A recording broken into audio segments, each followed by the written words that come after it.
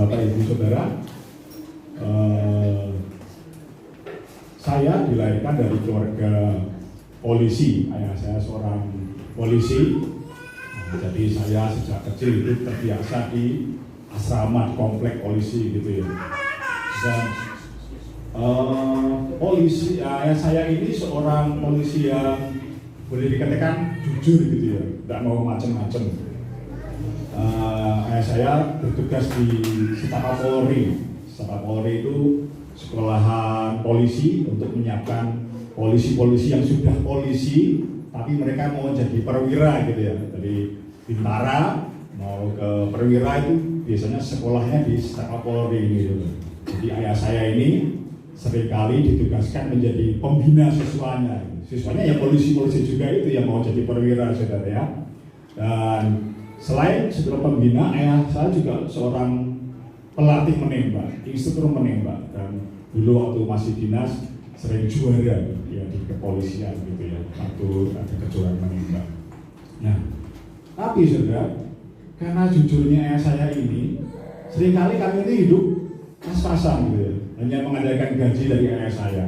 Teman-teman ayah saya gitu ya, sama-sama pembina gitu ya, wah mereka tuh tiap tahun tuh meningkat apa ya, strata hidup mereka atau kesejahteraan mereka. Mereka teman-teman ayah saya itu sama-sama pembina polisi, saudara, pangkatnya sama dengan ayah saya, saudara. Bisa beli mobil, bisa beli, bahkan nggak cuma satu mobilnya, saudara. Bisa lebih dari satu, saudara. Itu tahun pada saat itu saya masih kecil ya, itu tahun 80-an dan saya masih di Sukabumi gitu, saudara. Bisa beli rumah baru mereka, saudara. Ya, rumah kan mereka punya rumah dinas di komplek polisi, mereka bisa beli rumah di luar itu, bahkan di kampung halaman mereka bisa bangun rumah sendiri, bahkan ada yang bisa nikah lagi, saudara. Karena itu nih, sebagai pembina siswa kan ini kayak wali kelas lah, kalau orang sekolah ini kayak wali kelas gitu. Jadi kalau udah mau lulus gitu, kelulusan, wah biasa ya, dari siswa-siswa yang polisi-polisi juga ini sudah biasa memberi ya, ke pembina ini. Saya nggak mau ya, seperti itu. Sehingga kehidupan berhari kami itu pas-pasan, bahkan cenderung kurang gitu ya. Jadi seringkali kalau mau belanja aja, saudara, sukanya bon.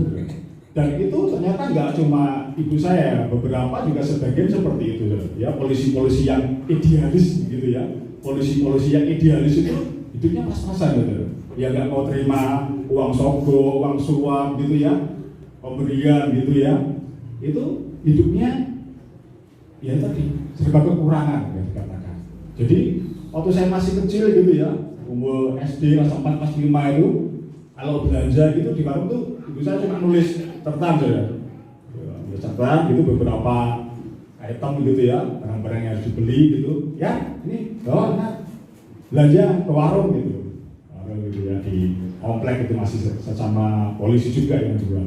Jadi saya bawa catatan sama bawa jerigen gitu ya. Dulu Bapak Ibu yang usia saya mesti ngalami ya, pakai jerigen itu punya tanah gitu ya. Sekarang nggak ada ya, nggak musim ya. Nah, bawa jerigen sama bawa catatan gitu. Nanti habis ke warung, saya serahkan sama ibunya yang warung, ibunya menyiapkan, semua udah saya bawa pulang gitu ya. Tangan kiri jerigen, tangan kanan telur, gula pasir dan macam-macam juga ya. Jadi itu hampir setiap hari, seminggu saya lupa berapa kali gitu ya. Nanti kalau sudah warung ini full numpuk, bonnya sudah pindah sudah. Bulan depan pindah ke warung di luar kompleks sudah. Berarti apa? Kalau di komplek polisi itu udah dipagar ya. Zaman dulu itu masih kawat berduri sudah. Jadi saya disuruh sama ibu saya ke warung di luar komplek itu. Jadi untuk belanja itu saya harus nerobos pagar berduri itu. Jadi itu bertahun-tahun sampai saya SMP, sampai saya SMA gitu ya. Dan saya melihat nggak selesai gitu, terus gitu ya. Sampai akhirnya ayah saya mau pensiun, MPP lah istilahnya, masa persiapan pensiun itu. Ayah saya pengen bisnis sudah menjelang pensiun gitu kan, utang bank, kredit bank gitu kan, ternak lele sudah. Tapi karena ayah saya tidak pandai mengelola keuangan sudah, semua dibelanjakan, uang modal yang pinjam bank gitu, semua dibelanjakan. Dan ternyata ternaknya ini gagal juga. Wah, itu awal dari petaka keluarga kami juga. Sejak itu karena ternaknya gagal juga, kan kami mau tidak mau harus membayar tadi kreditnya, ya, angsurannya tiap bulan itu sudah. Jadi gaji ayah saya itu sudah, kalau ayah saya pulang itu cuma bawa slip gaji doang sudah. Jadi apa namanya, kalau dulu kan dia berpikir, ayah saya berpikir, wah bisa untuk usahanya ini ada hasil, bisa untuk membalikan angsuran, bisa untuk makan, tapi karena gagal dan sudah nggak ada uang sisa saudara.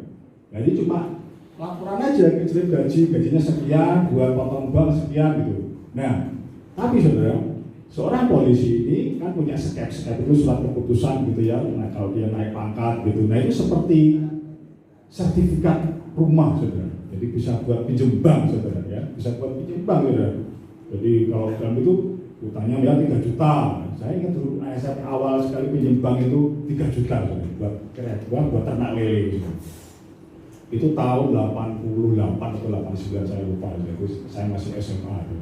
Nah itu 3 juta. Jadi itu nanti kalau baru ngangsur sedikit gitu ya, harus 500.000 gitu ya, kan masih 2,5 juta ya.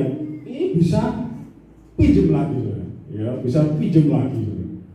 Jadi diperbesar, ya. Butuh uang berapa? 2 juta lagi. Oh bisa Pak, bisa gitu. Banknya gitu. Jadi masih 2,5, mau pinjam 2 juta lagi saudara. Itu bisa. Jadi nanti pinjamnya ini sekitar 5 juta gitu kan.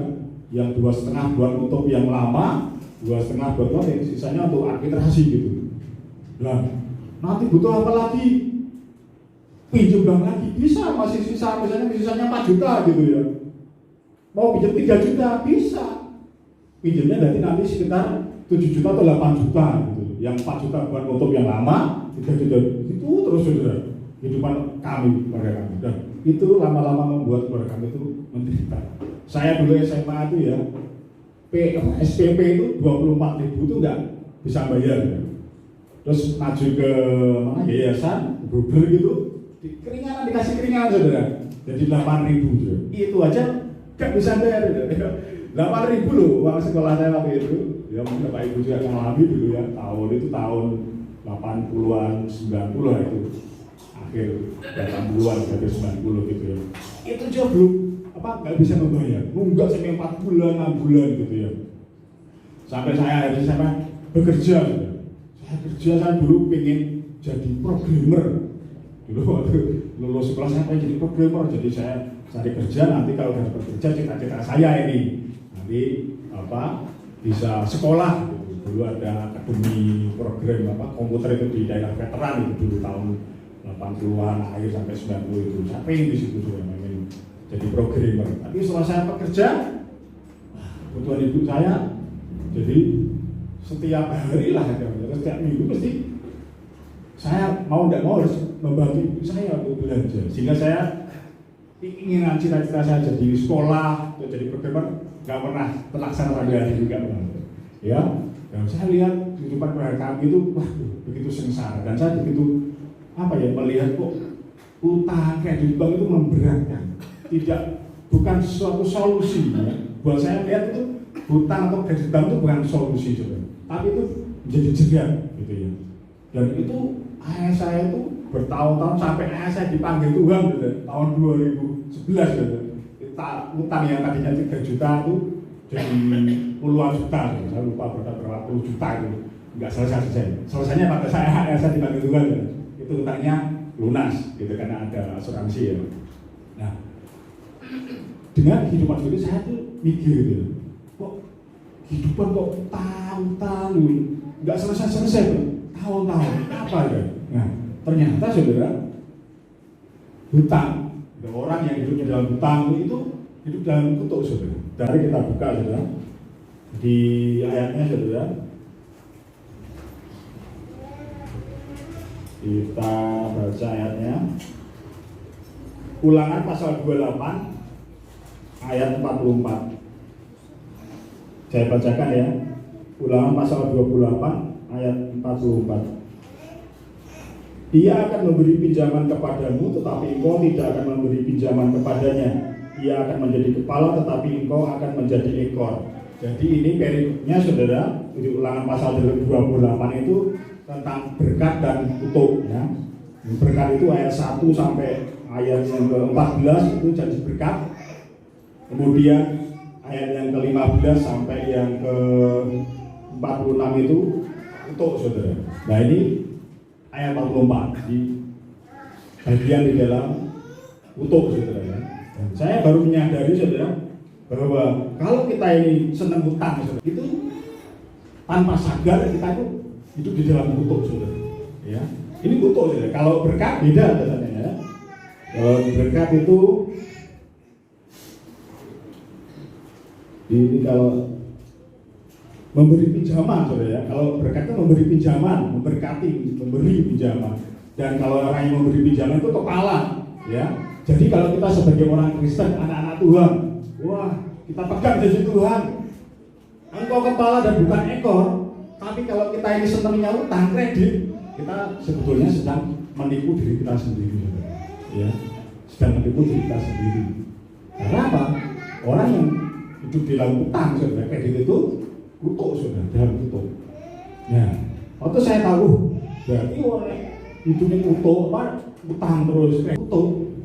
Ya kan, aku udah percaya Tuhan Yesus nih, ya, aku udah percaya Tuhan Yesus kan, Tuhan Yesus mati di kayu salib menanggung kutuk saya, gitu kan. Tapi kok, keluarga saya nggak bisa lepas gitu ya dari kutuk itu kan, gitu kan, dari hidup utang itu. Ayah ibu saya juga sudah terima Tuhan Yesus, gitu, sudah lahir baru. Ada poin yang salahkah, ada sesuatu yang kami nggak tahu gitu ya. Saya belajar begitu untuk mengenal Tuhan. Gimana itu Tuhan? Aku udah di dalam, engkau udah di dalam Tuhan Yesus nih. Tapi kok keluargaku masih seperti itu. Dan saya belajar ada beberapa hal supaya kita ini bisa lepas ya dari gaya hidup utang. Nah, ada 3 poin. Jadi nanti saya akan sampaikan poin-poinnya, juga saya akan sekalian kesaksian ya. Karena kalau dengan kesaksian mungkin bagi saya lebih mudah untuk menjelaskan. Jadi ada tiga perkara sebenarnya yang kita bisa, kita percaya, saya juga sangat percaya sebenarnya Tuhan Yesus mati di kayu salib untuk mematahkan kutuk. Iya. Tapi juga ada bagian kita yang harus kita lakukan, harus kita kerjakan supaya itu janji Tuhan kita alami, ya. Yang pertama yaitu dari Maleakhi pasal 3, Maleakhi pasal 3, Maleakhi pasal yang ketiga, ayat yang ke-6 sampai yang ke-12. Nanti saya bacakan ayat yang ke-6, Bapak Ibu, ayat yang ke-7 bergantian sampai ayat yang ke-12. Judul perikopnya pembayaran persembahan persepuluhan menyenangkan hati Allah. Bahwasanya aku Tuhan tidak berubah dan kamu hai Bani Yakub tidak akan lenyap. Ayat 7.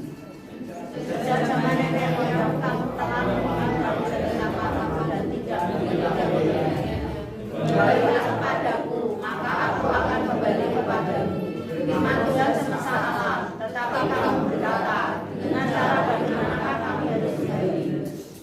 Bolehkah manusia menipu Allah? Kamu menipu aku. Tetapi kamu berkata, dengan cara bagaimanakah kami menipu engkau? Mengenai persembahan persepuluhan dan persembahan khusus. Kamu telah menakutku, tetapi kamu masih menipu aku. Ya, bawalah seluruh persembahan persepuluhan itu ke dalam rumah perbendaharaan, supaya ada persediaan makanan di rumahku. Dan ujilah aku, firman Tuhan semesta alam, apakah aku tidak membukakan bagimu tikap-tikap langit dan mencurahkan berkat kepadamu sampai berkelimpahan. Aku akan menjadi berkelimpahan, supaya jalan biasa di tanahmu dan supaya banyak kamu ibadah kepadamu. Firman Tuhan semesta alam. Maka segala bangsa akan menyebut kamu berbahagia, sebab kamu ini akan menjadi negeri kesukaan, firman Tuhan semesta alam. Yang pertama saudara, untuk mematahkan kutuk itu, yang dalam hal ini sangat keuangan itu, tentang utang kredit tadi itu. bayar persepuluhan ya. Kita harus bayar persepuluhan. Jadi saudara, tadi dikatakan di ayat tadi berapa itu? 9 ya. Kamu telah kena kutuk. Ya. Kamu telah kena kutuk. Bangsa Israel pada saat itu hidup dalam sengsara saudara ya. Dan Tuhan menegur mereka. Tapi Tuhan masih memberi kesempatan untuk mereka mengalami pemulihan. Dengan cara apa ya? Bawa persembahan persepuluhan itu ya. Ke rumah Tuhan tadi dikatakan bawalah ayat 10 tadi ya, bawalah seluruh persembahan itu ke dalam rumah perbendaharaan. Supaya apa saudara? Firman Tuhan mengatakan supaya ada persediaan makanan di rumahku. Saudara, persediaan makanan sederhana sekali saudara. Tuhan itu maunya saudara. Gak muluk-muluk saudara. Bawa persembahan rumahku, firman Tuhan, supaya ada persediaan makanan. Sederhana sekali. Perpuluhan tidak untuk sesuatu yang muluk-muluk, yang lain-lain, yang heboh-heboh, enggak ya. Cuma untuk apa? Supaya ada persediaan makanan di rumah Tuhan, supaya orang-orang yang tidak bisa makan bisa makan saudara. Itu sederhana banget saudara. Ya. Nanti saya ajak Bapak Ibu lihat contoh di Alkitab ada saudara, ya, ada contohnya. Perpuluhan ada. Jadi setelah saya sempat bekerja ya, tapi saya cerita ya bekerja, tapi gaji saya selalu habis buat bantu ibu saya. Jadi saya nggak pernah punya tabungan. Jadi setiap bulan itu gaji saya bantu orang tua saya untuk belanja. Bahkan dari kecil sudah, dari kecil gitu ya, saya itu kalau dapat angpau gitu, ada saudara datang atau tamu datang ngasih angpau itu saya simpan, apalagi kalau uangnya baru gitu ya. Kalau uangnya baru gitu saya simpan gitu. Tapi biasanya ibu saya datang pada saya, ya ibu Silesi ya duitmu. Jadi saya kalau dapat angpau itu saya eman, apalagi uangnya baru saya eman buat beli gitu, jajan itu saya eman gitu ya. Tapi kalau uangnya jelek itu kan buat jajan gitu. Karena uangnya jelek saya nggak suka nyimpan uang jelek gitu ya. Kalau uangnya baru saya simpan. Tapi biasanya dipinjam ibu saya gitu ya. Tapi saya nggak pernah saudara ya. Dari saya kecil sampai saya kerja itu nggak pernah saya, Bu, mereka minjem segini loh Bu, mereka belum dipulangi saya nggak pernah gitu. Saya ikhlas karena saya tahu ibu saya kalau pinjam itu ya buat kebutuhan keluarga gitu ya, bukan untuk kesenangan ibu saya enggak gitu. Ya buat beli beras, buat beli lauk, buat beli telur, buat keluarga kami. Jadi ya, Bu Silesi ya, gitu.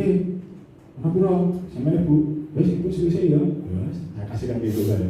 Itu sama saya kerja, saya bos uang gaji saya juga ya buat bantu ibu saya gitu ya. Nah, saya mulai setelah saya ini dulu sempat nganggur sudah, terus saya nggak punya penghasilan, ya kan nggak memberi perpuluhan ya. Jadi bapak ibu di sini yang tidak punya penghasilan ya nggak memberi perpuluhan nggak apa-apa kan, nggak punya penghasilan. Tapi kalau punya penghasilan ya bawa persepuluhan itu ke rumah Tuhan. Nah, jadi saya sempat kerja, kemudian saya keluar di zaman krisis dulu tahun 98 itu saudara. Nah itu juga keluarga kami juga mengalami hal yang tambah berat. Kemudian saya mulai belajar ya, latih perpuluhan lagi gitu. Jadi saya dapat orderan gitu, ada teman ya tolong terkait aku undangan gitu ya ke luar kota gitu. Waktu itu saya dapat upah gitu ya, karena antar teman saya ini undangan 25.000 gitu. Ya dari 25.000 ini saya kasih perpuluhan gitu kan. Berarti cuma 2.500 ya, 2.500. Waktu saya mau kasih perbulan kan, wah cuma 2.500 ya, saya kosong lah ya toh. Tapi waktu itu Tuhan bilang, kasih nama. Waduh, 2.500 ngasih nama isi tuh ya. Ya kan, kalau perbulannya 2,5 juta gitu ya, kasih nama hebat ya. Berarti ya perpuluhan 2,5 juta hebat ya toh. 2.500 sih. Waduh. Di situ ya, tapi Tuhan terus saya kasih nama saudara. Jadi saya kasih nama saudara. Kasih nama saya, kasih masuknya gitu pas hari Minggu gitu ya, sudah perpuluhan itu. Ya, saya belajar gitu. Minggu depan ya, kebetulan gereja itu saya saat itu ada warta jemaat gitu ya, kayak Minggu gitu ya. Minggu depannya itu muncul gitu ya. Perpuluhan, bahtiar 2.500. Tapi ya saya mau belajar taat saudara. Dan itu kan saya nggak tiap hari dapat orderan itu, saudara. Ya, saya belajar gitu ya, memberikan setia memberi perpuluhan sampai akhirnya saya dapat pekerjaan, ya. Saya belajar perpuluhan, gitu. Ya, itu poin pertama. Ada pemulihan yang Tuhan mau kerjakan. Ya. Kalau kita nggak punya penghasilan, ya kita nggak usah memberi perpuluhan, ya apa saudara. Kalau penghasilannya sedikit, kayak saya tadi cuma 25.000, kan cuma 2.500 saudara. Ya, sisanya 22.500, ya sehari habis saudara. Ya. Tapi bukan masalah itunya saudara. Masalahnya ketaatan kita. Masalahnya ketaatan kita. Kita yang punya penghasilan mungkin 1 juta per bulannya ya. Kan kita ngasih 100.000 per bulan. Kita masih pakai 900.000 saudara. Ya kan? Kurang nggak? Matematikanya kurang saudara. Matematikanya kurang. Gitu? Matematikanya kurang. Tapi tadi Tuhan bilang apa? Ujilah aku. Ini Tuhan yang bilang, saya cuma bacakan loh ya, bukan saya. Ini saya cuma bacakan ya ayat berapa tadi ini? 10 ini. Ujilah aku, firman Tuhan semesta alam. Apakah aku tidak membukakan bagimu tingkap-tingkap langit dan mencurahkan berkat kepadamu sampai berkelimpahan? Ya, ini tantangan saudara. Bahasanya sekarang apa saudara? Challenge. Kan suka ada challenge ya di medsos itu ya. Challenge apa gitu. Hari ini kita dengar challenge dari Tuhan. Bawa persembahan perpuluhan. Berani saudara terima tantangan dari Tuhan? Challenge? Mau melakukan challenge dari Tuhan saudara? Kalau ingin diberkati saudara. Ya. Jadi gini saudara. Mentalnya kita harus gini saudara. Ya. Kita taat saudara, taat aja. Tuhan gajiku cuma 1 juta misalnya nih. Aku persembahan 100.000. 900.000 sebulan kurang toh? Kurangannya serahkan tuh. Praktekkan, buktikan firman ini saudara. Buktikan firman ini. Kalau nggak terbukti buang aja saudara. Loh ini yang nantang Tuhan saudara. Dan saya bersaksi sejak saya itu perpuluhan itu ya sebelumnya saya sudah perpuluhan saudara. Waktu kan sebelumnya kan saya juga bekerja kan. Tapi pas tahun 98 itu saya keluar dan saya nganggur. Tapi saya mulai lagi dari nol. Saya belajar melatih dan itu akhirnya membuat apa? Istilahnya saya nggak pengen hidup saya seperti orang tua saya yang sering utang saudara. Gitu. Dan saya harus patahkan itu dalam hidup saya. Dan saya juga pernah mencuri uang perusahaan, ya, mencuri uang perusahaan. Dan saya berusaha untuk juga mengembalikannya. Nah, gitu.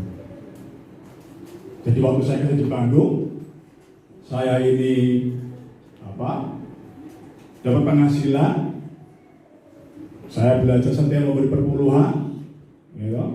Saya juga waktu itu masih membantu adik saya sedang kuliah, saudara. Saya juga harus bayar kos di Bandung.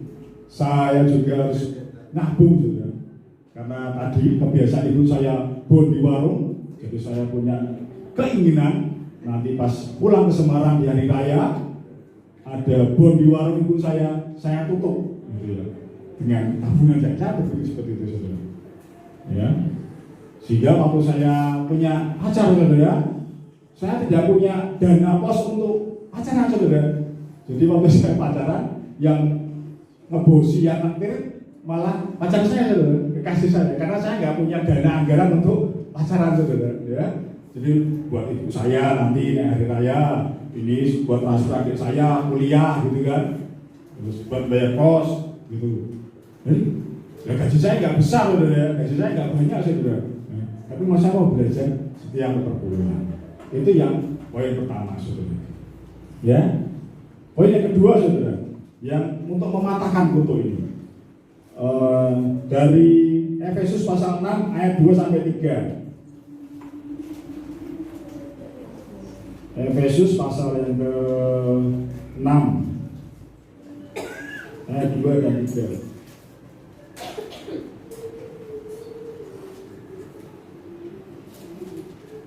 Saya bacakan ya.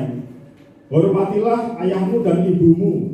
Ini adalah suatu perintah yang penting, seperti yang nyata dari janji ini. supaya kamu berbahagia dan panjang umurmu di bumi.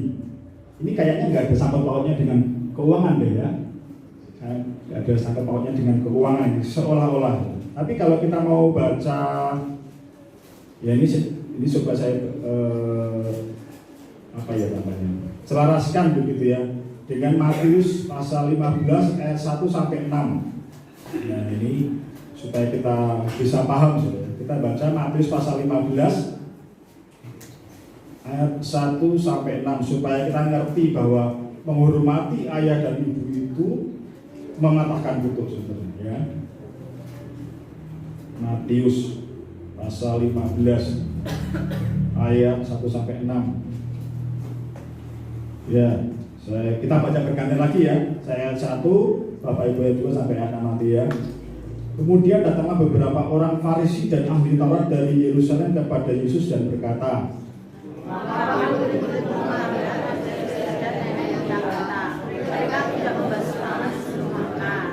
tetapi jawab Yesus kepada mereka, mengapa kamu pun melanggar perintah Allah demi adat istiadat nenek moyangmu?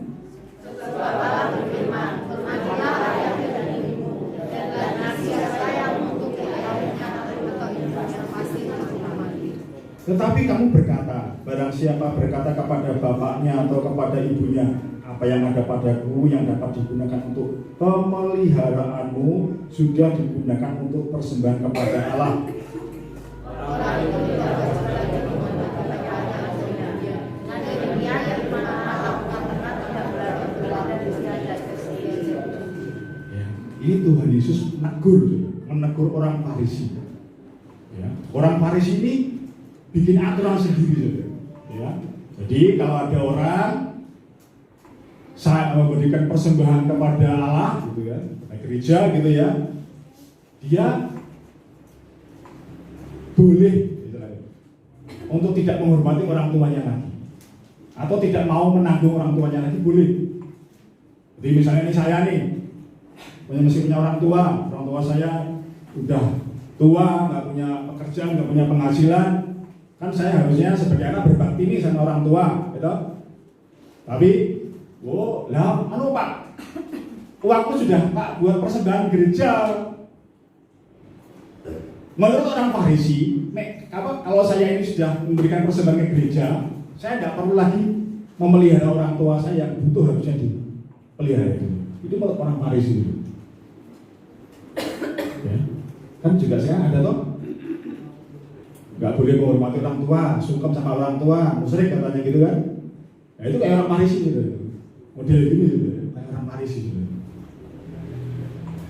Menghormati orang tua gimana saudara? Tuhan Yesus bilang, tetap harus apa saudara? Apa yang ada padaku yang dapat digunakan untuk pemeliharaanmu. Ya. Jadi Tuhan bilang kalau kita masih punya orang tua kita sudah tidak punya penghasilan, mereka ini siapa yang pelihara? Kita saudara, anaknya saudara. Ya. Pelihara orang tua kita, apalagi orang tua kita sakit misalnya, butuh biaya banyak, ya kita mau tidak mau sebagai anak harus membantu orang tua kita, memelihara mereka, memberi pengobatan, biaya, ya. Berat nggak saudara? Berat saudara, tapi harus dilakukan, ya. Sendiri loh ya, perpuluhan sendiri iya, memelihara orang tua iya saudara. Ada orang Kristen gini saudara. Aku tidak ngasih perpuluhan ke gereja, perpuluhan itu tak kasih ke orang tuaku udah kerja, udah tua gak kerja, jadi aku kasih perpuluhannya ke orang tua. Itu kayak orang Farisi saudara, gawe aturan dewi saudara. Persembahan iya tetap saudara. Kewajiban kita sebagai anak memelihara orang tua, iya saudara. Syukur-syukur orang tua kita kaya ya, malah ninggalin warisan buat kita ya, maunya gitu, pengennya kan gitu. Tapi kan faktanya banyak orang nggak seperti itu, saudara. Ya. Dan sekarang banyak terjadi, saudara. Gitu.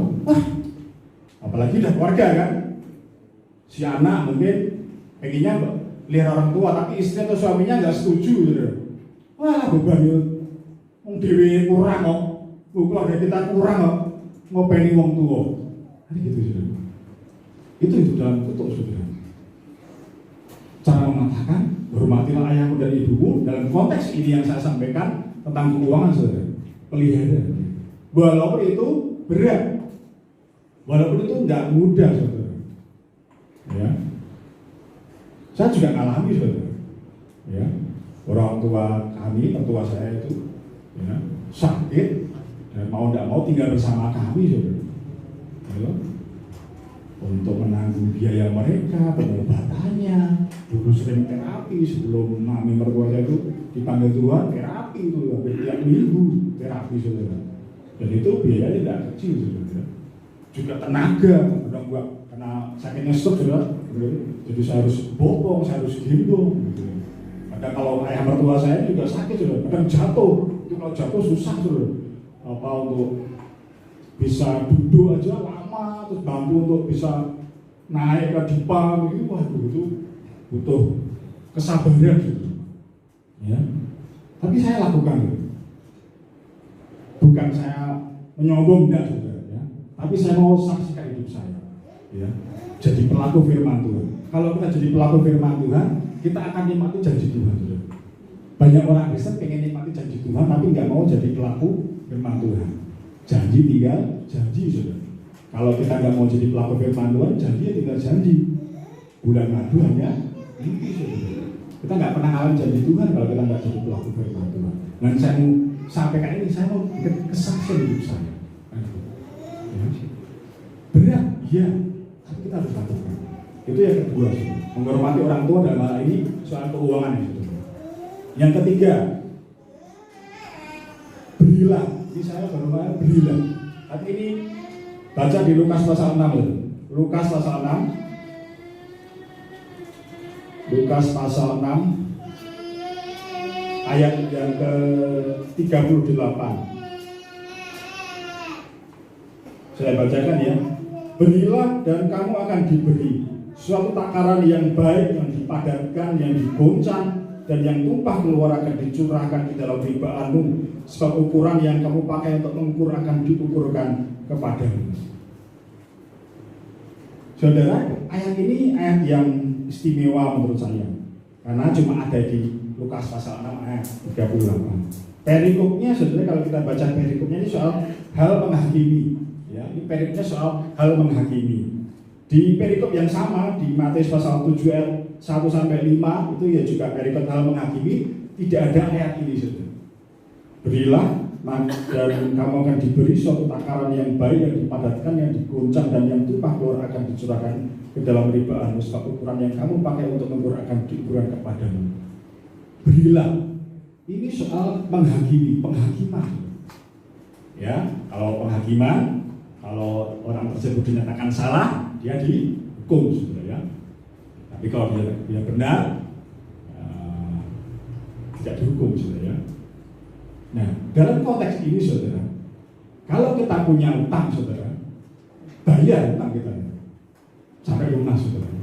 Jangan ngemplang utang, saudara.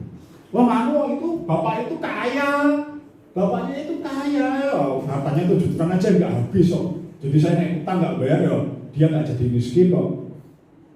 Saudara, kalau hal seperti itu, orang itu tetap orang yang diberkati Tuhan, saudara, karena dia sudah memberi pinjaman kepada kita.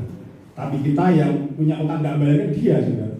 Bukan masalah dia nggak jadi miskin kalau kita nggak bayar, bukan itu. Kita hidup di dalam kutuk, saudara. Kalau kita nggak bayar utang, itu masalahnya, saudara. Ya. Jadi kita harus bayar utang kita sampai lunas. Kalau kita mencuri, ya harus kembalikan, saudara. Kayak saya tadi, saudara. Saya pernah mencuri uang tagihan perusahaan, saudara.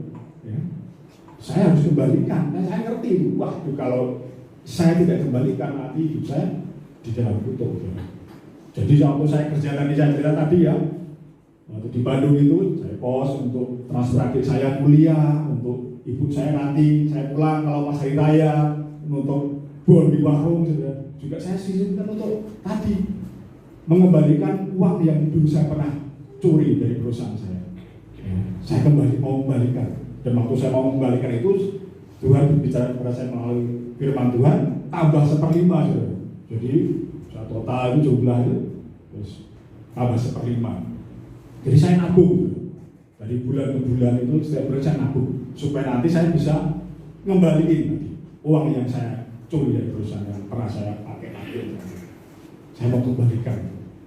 Tapi saudara, waktu sudah ngumpul begitu, adik saya yang kuliah butuh saudara untuk KKN, untuk wisuda, untuk apa gitu saudara.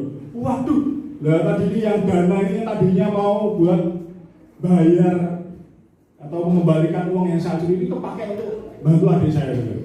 Akhirnya saya dengan berat hati saya ngomong sama kekasih saya waktu itu sudah rencana mau menikah. Aduh ini saya dulu nih waktu masih pacaran saudara. Saya cerita apa adanya saudara. Nanti kalau kita menikah, kalau dapat sumbangannya lebih, ya.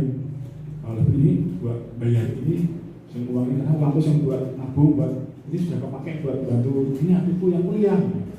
Nah, kasih saya setuju saudara. Jadi waktu kami menikah, puji Tuhan, alhamdulillah saudara ya.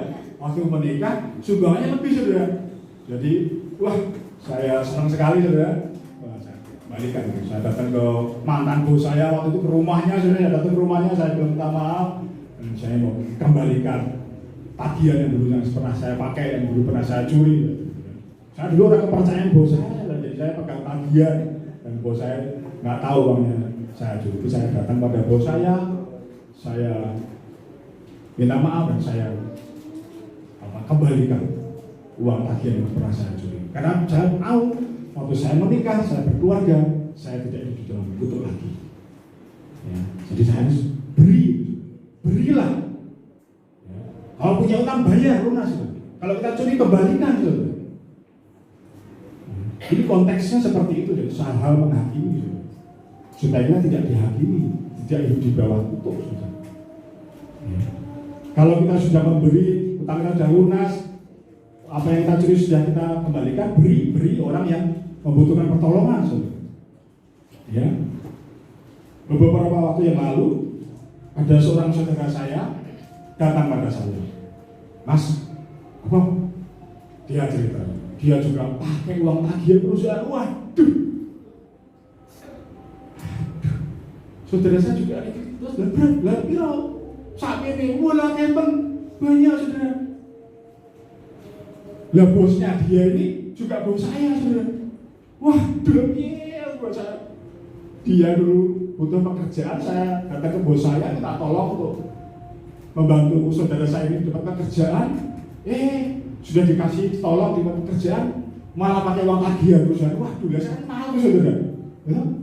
Saya mau sama bos saya saudara. Mau ditaruh di mana muka saya saudara? Kejadian ya sama dengan saya dulu pakai uang tagihan.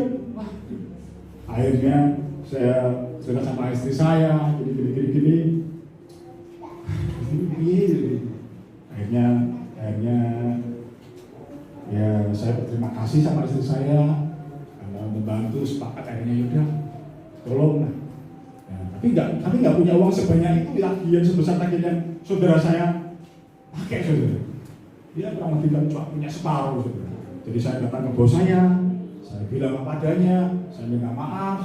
Gini bla bla bla. Terus saya cuma bisa memberi ini sementara sudah karena memang itu yang kami punya gitu kan. Jadi saya datang ke saya separuh dari tagihan. Terus saya bilang juga nanti selain saudara saya itu potong gajinya juga, gaji saya potong juga, nggak apa-apa. Beri. Jadi perpuluhan, pelihara orang tua, bantu juga. Berat kan saudara? Berat. Tapi itu cara kita mengatakan kutuk. Ya. Dulu saya pernah baca bukunya kalau nggak salah itu siapa ya? Cunningham, Lawrence Cunningham atau David Cunningham, saya lupa ya. Dia ini pendiri YWAM saudara. Pendiri YWAM. YWAM itu Youth with a Mission, ya, Youth with a Mission. Nah, dalam bukunya ini saudara, si Cunningham ini saudara, itu dia belajar untuk Kalau pelayanan saudara, itu pakai uang sendiri. Ya, misalnya nih, dia punya target mau membantu satu desa gitu. Oh, desanya ini belum ada kamar mandi umumnya, WC umumnya gitu ya. Dia tidak minta uang gereja saudara untuk bantu itu pelayanan gitu ya, enggak ya. Dia bekerja, dengan bekerja dia bisa menabung.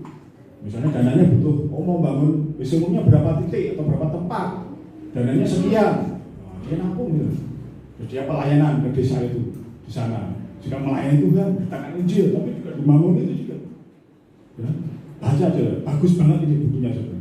Supaya kita punya cara pandang yang berbeda gitu ya. Ya, jangan dikit-dikit pakai uang gereja gitu kan ya.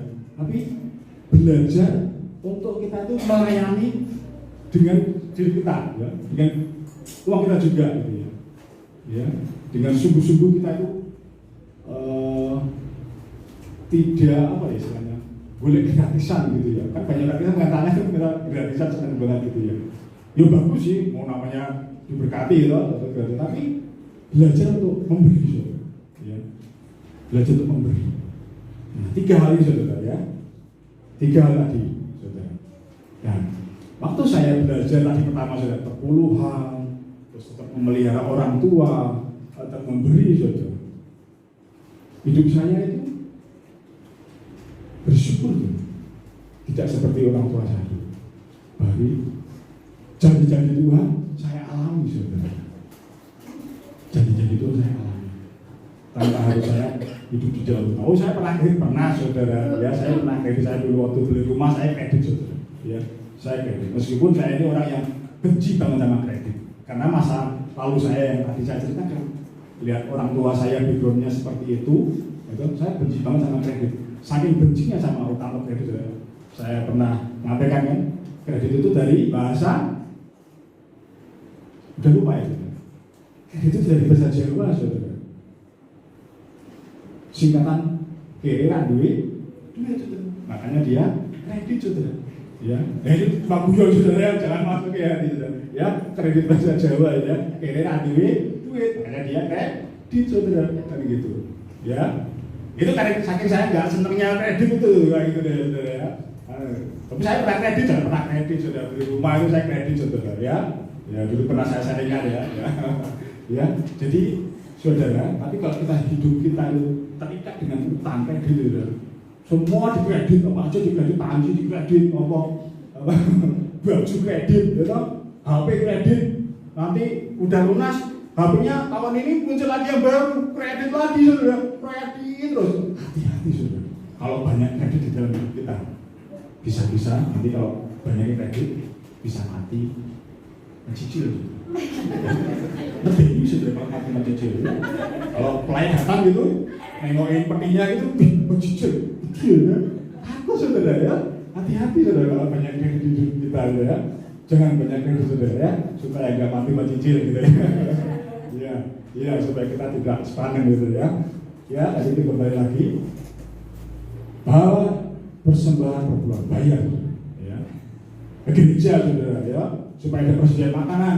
Gereja juga harus melakukan bagiannya. Jangan-jangan jemaatnya nggak bisa makan saudara, mau perpuluhan diberikan ke gereja untuk ada makanan gitu kan. Gereja juga harus melakukan bagiannya dengan baik kan gitu saudara ya. Terus tadi apa? Hormati ayahmu dan ibumu. Ya, hormati apapun keadaan mereka, hormati ayah, pelihara mereka di saat mereka sudah tua dan punya penghasilan, pelihara mereka. Dan tadi berilah, ya. Kalau kita punya utang, lunasi. Kalau kita pernah mencuri, kembalikan. Ya, kalau sudah lunas utangnya, uang yang sudah dikembalikan, bantu orang yang membutuhkan pertolongan. Ya, itu cara kita mematahkan kutuk supaya kita hidup diberkati, tidak mengalami janji-janji Tuhan. Amin, saudara. Mari kita berdoa. Mari patut berdiri, saudaraku, kita akan berdiri bagian seni hari ini. Kalau hari ini Tuhan kembali kami diingatkan oleh kebenaran-Mu, satu hal yang kami minta seperti janji-Mu, Engkau membuang hati yang keras daripada kami, Engkau menggantikannya dengan hati yang taat, hati yang cenderung kepada ketetapan firman-Mu. Biar apa yang kami dengar kami boleh melakukan. Mari kita menjaga Tuhan. Dan saudaraku terkasih dalam Tuhan Yesus, Tuhan mendengar firman Tuhan, kau menyimpan dalam hatimu, kau rindu menjadi pelaku-pelaku firman Tuhan. Sekarang pulang lagi dalam damai sejahtera Bapa, penyertaan Tuhan Yesus dan persekutuan dengan Roh Kudus. Hidupmu dan hidupku semakin hari semakin mentaati akan kebenaran firman Tuhan, sehingga hidupmu semakin hari semakin diubahkan menjadi seperti Tuhan Yesus. Di mana engkau ada dan saya ada, hidup kita semua menjadi berkat bagi banyak orang. Setiap kita yang percaya berkata, amin.